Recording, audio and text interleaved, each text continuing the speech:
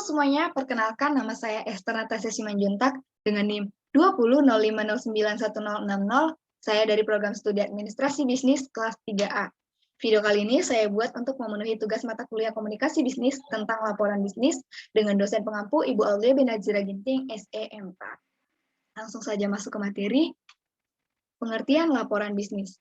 Laporan bisnis adalah suatu pesan-pesan objektif yang disusun secara teratur yang digunakan untuk menyampaikan informasi dari organisasional ke lembaga yang lain guna membantu pengambilan keputusan atau pemecahan masalah. Berikut juga saya sertakan beberapa pengertian dari beberapa ahli mengenai laporan bisnis. Yang pertama ada Herta Amulpi dan Herbert W. Hildebrand dalam bukunya Effective Business Communications memberikan definisi tentang laporan bisnis sebagai suatu laporan yang memiliki sifat netral, tidak memihak, memiliki tujuan yang jelas, dan rencana penyajian fakta kepada seseorang atau lebih untuk tujuan bisnis tertentu. Kemudian ada menurut Hemstreet, laporan bisnis adalah suatu pesan-pesan objektif yang disusun secara teratur dan digunakan untuk menyampaikan informasi dari suatu bagian organisasional atau dari satu institusi atau lembaga kelembagaan yang lain guna membantu pengambilan keputusan atau pemecahan masalah. Atas dasar definisi tersebut, maka dapat diambil suatu kesimpulan bahwa laporan bisnis mempunyai berbagai karakteristik seperti netral, tidak memihak, objektif, penyampaian informasi baik intern maupun ekstern, biasanya diminta oleh mereka yang memiliki kewenangan lebih tinggi atau lebih di atas dan memiliki suatu tujuan tertentu, yakni membantu pemecahan masalah atau pengambilan keputusan. Selanjutnya, kegunaan laporan bisnis. Yang pertama, untuk memonitor dan mengendalikan operasional perusahaan, misalnya laporan operasional ataupun laporan kegiatan personal. Kedua, untuk membantu mengimplementasikan kebijakan-kebijakan dan prosedur-prosedur yang telah ditetapkan oleh perusahaan. Yang ketiga, untuk mematuhi persyaratan-persyaratan hukum dan peraturan-peraturan yang berlaku bagi perusahaan. Karena pada umumnya, perusahaan-perusahaan resmi yang legal itu akan diaudit oleh eksternal auditor, sehingga laporan bisnis itu sangat diperlukan. Contohnya itu seperti laporan pajak, laporan analisis dampak lingkungan, dan laporan ketenagakerjaan. Selanjutnya, untuk mendokumentasikan prestasi kerja yang diperlukan baik bagi keperluan internal maupun eksternal. Contohnya yaitu laporan perkembangan dan juga laporan akhir suatu kegiatan. Yang kelima, untuk menganalisis informasi dan memberikan bimbingan bagi pengambilan keputusan-keputusan atas isu-isu tertentu. Jadi kalau untuk manajemen yang lebih tinggi, memberikan masukan bagi pengambilan keputusan. Contohnya yaitu seperti laporan penelitian atau laporan riset. Yang terakhir, untuk memperoleh sumber pendanaan atau membuka bisnis. Jadi dengan adanya laporan bisnis tadi dapat dijadikan sebagai acuan bagi pengambil keputusan untuk digunakan mencari dana ataupun membuka bisnis baru. Contohnya yaitu seperti proposal penjualan. Selanjutnya, penggolongan laporan bisnis. Yang pertama, menurut fungsinya. Menurut fungsinya, suatu laporan dapat dibedakan menjadi informational report dan analytical report. Suatu laporan yang bersifat memberikan informasi atau informational report, yaitu menyajikan fakta-fakta dan rangkuman tanpa melakukan analisis, tanpa membuat kesimpulan dan juga rekomendasi. Selanjutnya, laporan analytical atau analytical report menyajikan fakta-fakta, menganalisis dan menafsirkannya, kemudian mengambil kesimpulan dan memberikan rekomendasi. Laporan analytical ini mungkin diberi label misalnya laporan rekomendasi atau usulan dan proposal. Yang kedua, menurut subjeknya. Menurut subjeknya, suatu laporan dapat dibedakan berdasarkan pada departemen mana suatu laporan diperoleh. Sebagai contoh, laporan akuntansi dan laporan periklanan.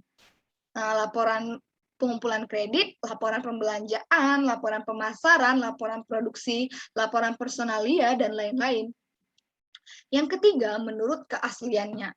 Menurut keasliannya, laporan dapat dibagi menjadi 4. Laporan otoritas, yakni suatu laporan yang dibuat atas dasar permintaan atau mendapat kuasa dari orang lain atau tertinggi, misalnya komite atau direktur, dan misalnya kalau di kampus itu rektor. Yang kedua, laporan sukarela. Laporan sukarela atau voluntary reports adalah suatu laporan yang dibuat atas inisiatif sendiri. Yang ketiga yaitu laporan swasta atau private reports, yakni suatu laporan yang dibuat oleh perusahaan-perusahaan swasta.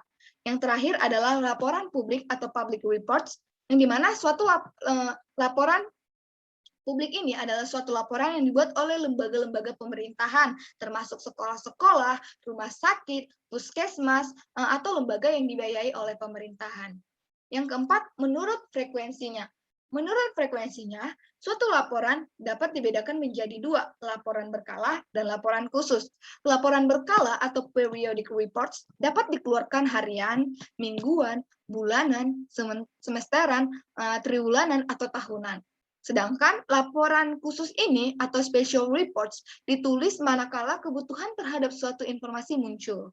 Laporan khusus mencakup suatu situasi atau kejadian yang unik atau khusus seperti munculnya krisis dalam suatu perusahaan. Selanjutnya, yang kelima, laporan menurut penampilannya. Berdasarkan penampilannya, laporan dibagi menjadi tiga. Laporan memorandum atau memorandum reports, yakni suatu laporan yang menggunakan format memo, yakni ada kata kepada, dari, subjek, dan juga tanggal. Yang kedua, laporan surat atau letter reports, yakni suatu laporan yang menggunakan format surat dengan kepala surat yang isinya terdapat salam pembuka, salam penutup, alamat, tanda tangan, dan juga bagian referensi seperti lampiran. Yang ketiga, yaitu laporan dalam bentuk cetakan. Laporan dalam bentuk cetakan ini mempunyai judul yang sudah tercetak, dan juga instruksi serta baris-baris yang sudah ada. Yang keenam, laporan bisnis menurut pelaksanaan pertemuan. Jadi, menurut pelaksanaan pertemuan, laporan bisnis dibagi menjadi laporan agenda, laporan resolusi, laporan notulen, dan juga laporan pertemuan. Sebelum dilakukan suatu pertemuan, jadi laporan ini ditulis sebelum suatu pertemuan itu berlangsung, yaitu mencakup jadwal pelaksanaan, topik yang akan dibahas dalam pertemuan, dan yang lainnya. Laporan resolusi adalah laporan singkat secara formal berisi pengumuman hasil konsensus dalam suatu pertemuan. Laporan notulen adalah laporan resmi dalam suatu pertemuan yang telah berlangsung, mencakup catatan semua hal yang terjadi dalam suatu pertemuan tadi. Laporan pertemuan adalah suatu laporan resmi yang cakupan bahasanya lebih luas dan berisi hasil-hasil pertemuan atau konferensi yang lebih baik. Nah, yang ketujuh adalah laporan menurut formalitasnya. Menurut formalitasnya, suatu laporan dapat dibedakan menjadi laporan yang bersifat formal dan juga laporan yang non-formal. Laporan formal disebut juga laporan panjang atau long report karena laporan formal berisi banyak hal atau panjang yang biasanya lebih dari 10 halaman dan juga mencakup masalah-masalah yang kompleks. Laporan formal mencakup 3 hal, yakni yang pertama body text, di mana laporan formal ini berisi pendahuluan, isi, dan juga penutup. Yang kedua adalah preparator parts atau bagian-bagian pendukung seperti sampul, judul, halaman, surat kewenangan, penerimaan, persetujuan, abstraksi, rangkuman eksekutif, daftar isi, dan juga daftar tabel. Yang selanjutnya adalah suplemen parts atau part pembantu juga, bagian pembantu yang dimana terdapat lampiran, daftar pustaka, istilah, dan juga indeks. Nah, sedangkan laporan non-formal kebalikan daripada laporan formal, di mana laporan non-formal disebut juga laporan pendek ataupun short report karena isinya tidak pernah panjang-panjang atau tidak panjang. Biasanya hanya mencakup body text, namun demikian, beberapa laporan informal juga mencakup judul halaman, pengiriman, dan juga lampiran. Selanjutnya, menurut kegiatan proyek. Menurut kegiatan proyek, terdapat 3 jenis laporan. Laporan pendahuluan, laporan perkembangan, dan juga laporan akhir.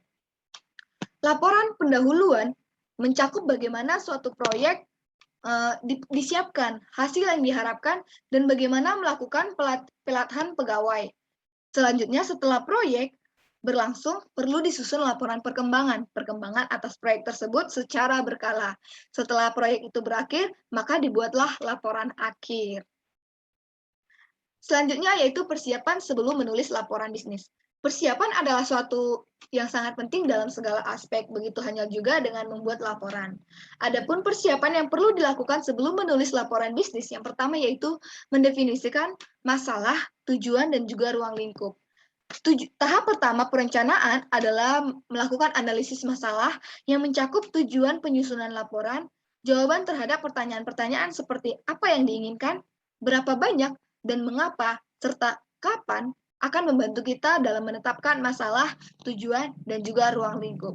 Yang kedua, pertimbangkan siapa yang akan menerima laporan. Jadi, laporan ini mau ditujukan ke siapa? Apakah pemimpin, apakah untuk perusahaan, atau kepada top management, ataupun kepada lower management.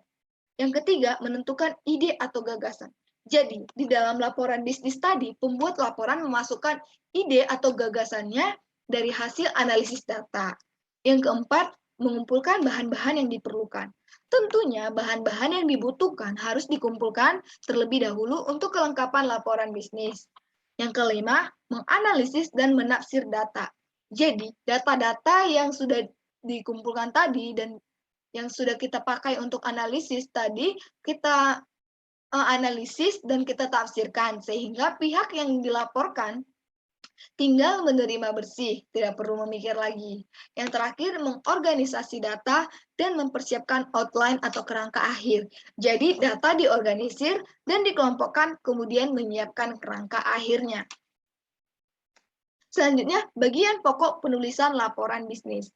Yang pertama, yaitu pendahuluan.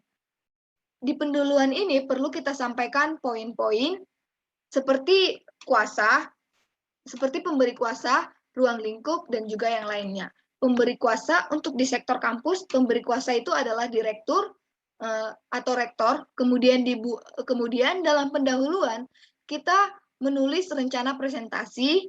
Jadi kita menyiapkan layout atau rencana presentasi lapangannya. Kemudian menyebutkan masalahnya, maksud penulisannya, ruang lingkupnya, metodologi yang digunakan, sumber-sumber data primer atau sekunder yang dipakai, menuliskan latar belakang permasalahan, definisi istilah-istilah yang sifatnya teknis, perlu kita jelaskan dalam pendahuluan, supaya saat pengambil keputusan membaca laporan bisnis yang kita buat, dapat mengetahui apa istilah-istilah yang kita sampaikan.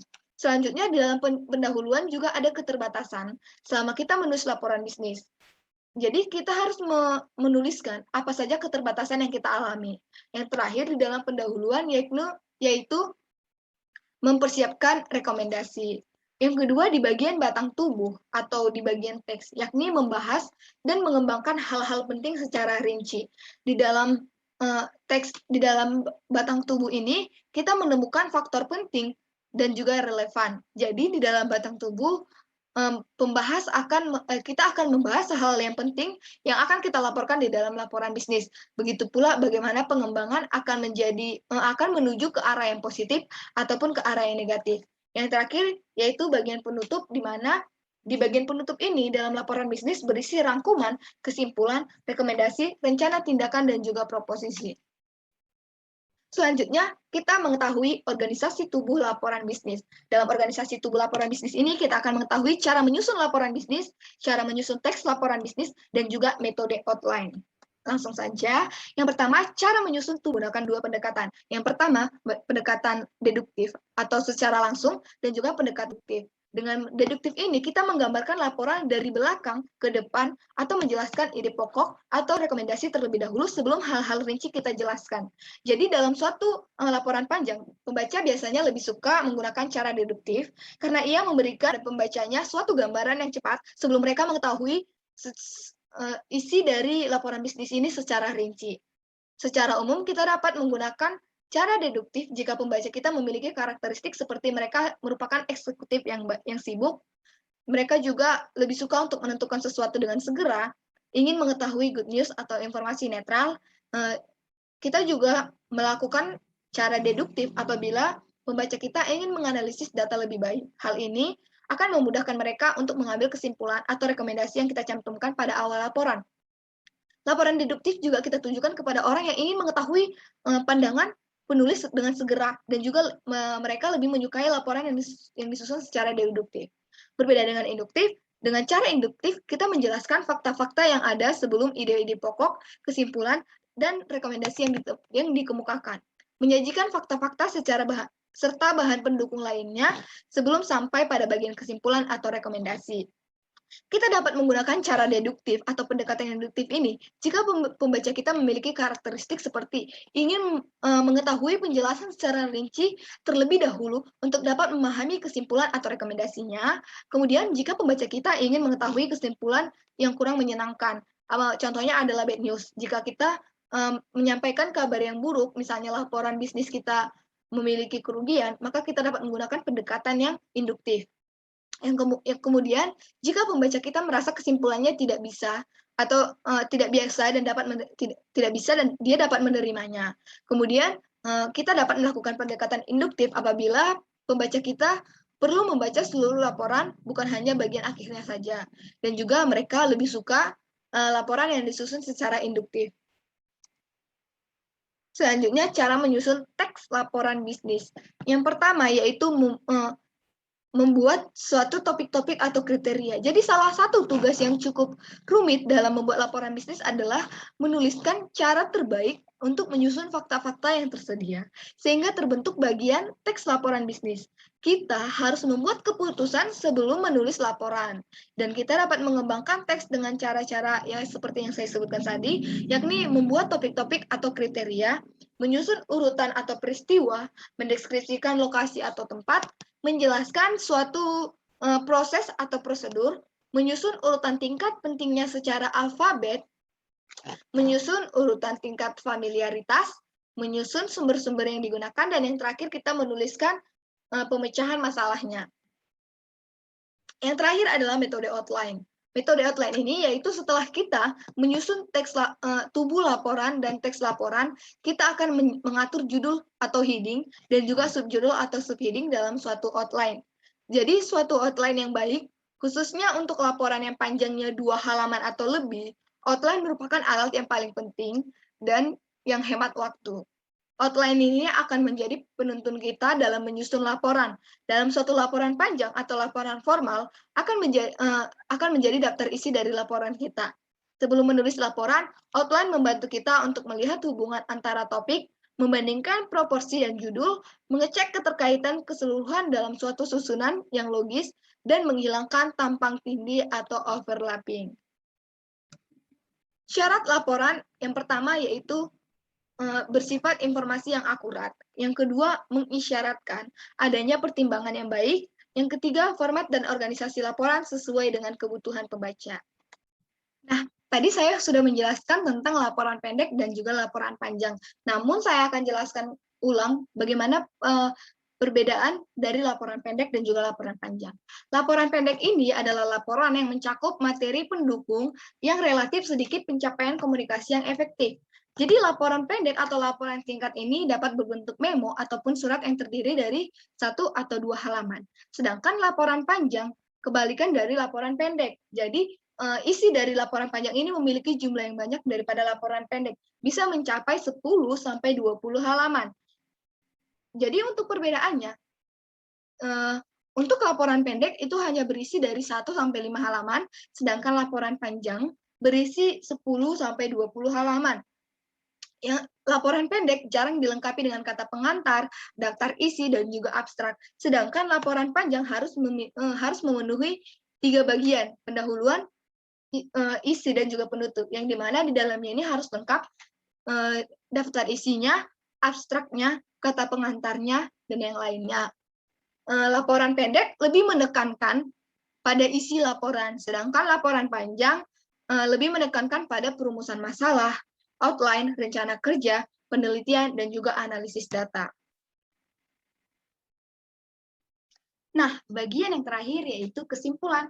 Berbagai macam bentuk laporan bisnis sangat diperlukan oleh suatu perusahaan agar kegiatan operasionalnya dapat berjalan secara efektif. Penggolongan laporan bisnis dapat digolongkan berdasarkan 8 jenis. Yang pertama berdasarkan fungsinya, yang kedua berdasarkan subjeknya, yang ketiga berdasarkan formalitas, yang keempat berdasarkan keaslian, yang kelima berdasarkan frekuensi, yang keenam berdasarkan penampilan, yang ketujuh berdasarkan pelaksanaan proyek, dan yang terakhir berdasarkan pelaksanaan pertemuannya. Jadi, laporan bisnis juga memerlukan analisis yang rinci berdasarkan pada fakta dan juga data yang telah didapatkan. Tidak boleh dikurang dan juga tidak boleh ditambah. Hal ini karena dapat berpengaruh pada keberlanjutan langkah perusahaan ke depannya. Jadi, mereka-mereka yang memerlukan berbagai macam bentuk laporan ini antara lain seorang pelatih manajemen atau seorang manajer, seorang akuntansi, ilmuwan, eksekutif junior, supervisor, wakil direktur, ataupun seorang peneliti.